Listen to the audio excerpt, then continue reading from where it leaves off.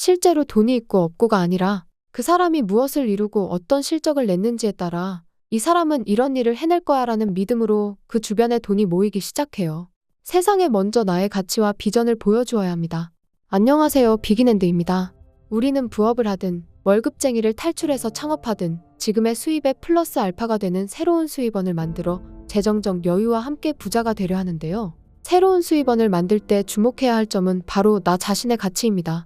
여기서 말하는 가치란 다른 사람이 흉내내고 싶어도 할 수 없는 나만이 가진 유일함입니다. 많은 사람이 자신에게 내세울 게 없다고 말하지만 그건 잘못된 생각이에요.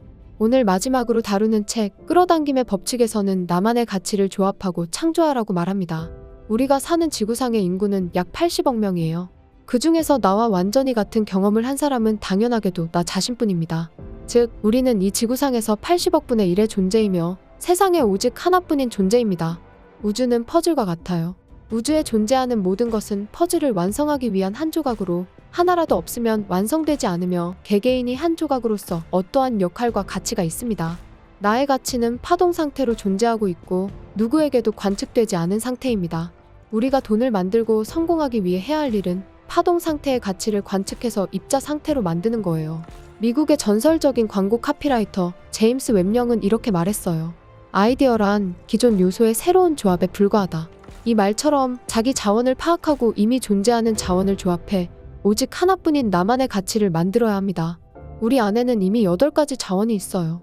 하나씩 살펴보면 정보는 현재 내가 가진 모든 정보이고 지식은 이 정보 중에 도움이 되는 것입니다.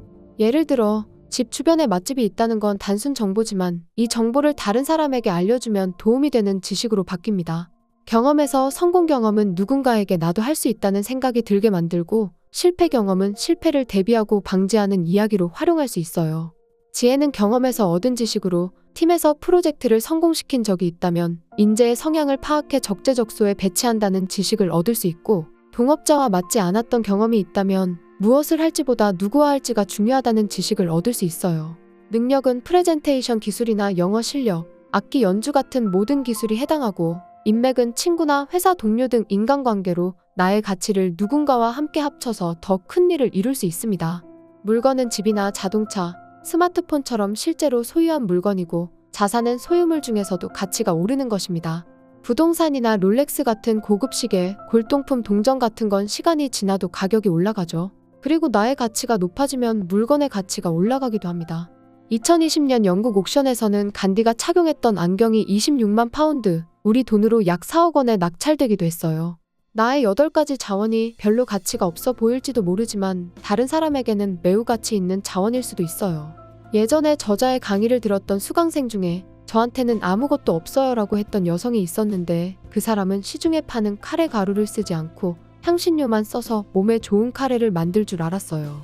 그래서 저자는 한 사람당 3만 원씩 참가비를 걷어 파티를 열고 그가 만든 카레로 함께 식사를 했습니다. 그 사람에게 향신료로 카레를 만드는 것은 누구나 할 수 있는 당연한 일이었지만 실제로는 3만 원이라는 돈을 받을 수 있는 가치 있는 일이었어요.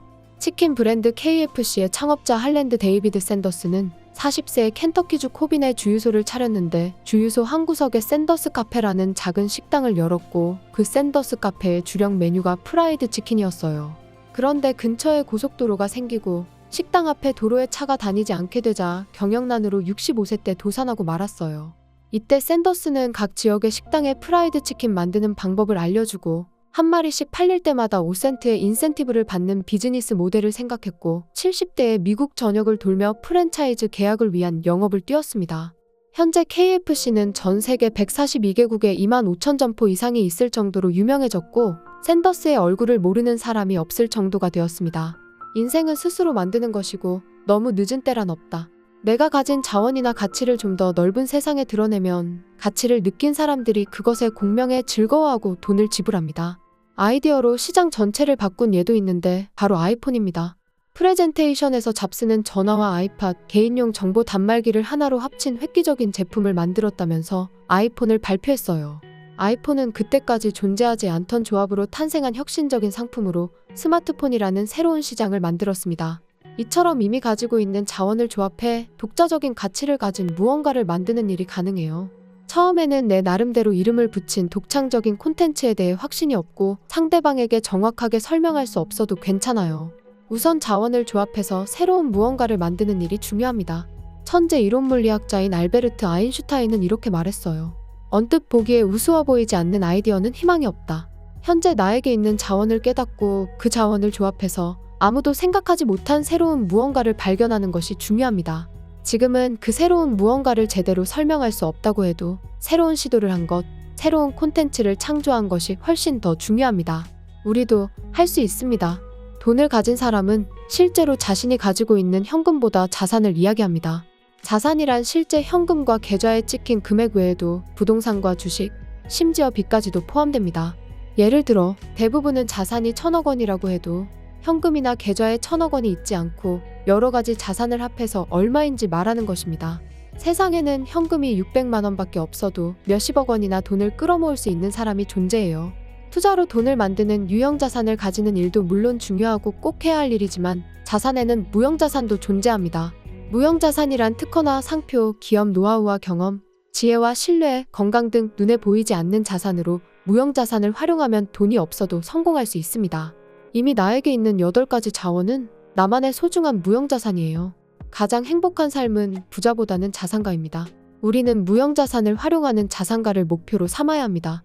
실제로 돈이 있고 없고가 아니라 그 사람이 무엇을 이루고 어떤 실적을 냈는지에 따라 이 사람은 이런 일을 해낼 거야 라는 믿음으로 그 주변에 돈이 모이기 시작해요. 세상에 먼저 나의 가치와 비전을 보여주어야 합니다. 비전을 이야기하는 단계에서 나에게 아무것도 없어도 타인은 공명하는 비전과 그동안의 경험을 바탕으로 나의 성공을 예견합니다. 돈이 없어도 무형자산을 활용해서 비전을 이야기하면 여기저기서 돈이 모이고 성공할 수 있어요. 세상의 행복한 부자들은 모두 그렇게 성공했습니다. 우리는 이제 나에게는 아무것도 없어가 아니라 나에게는 여러 가지가 있다라는 사실을 알고 있어요. 내가 가진 자산을 이용해 새로운 가치를 창조하고 마침내 부와 성공을 모두 이루는 여러분 모두가 되시길 바랍니다. 다음에 더 좋은 영상으로 찾아뵙겠습니다. 비긴앤드였습니다. 감사합니다.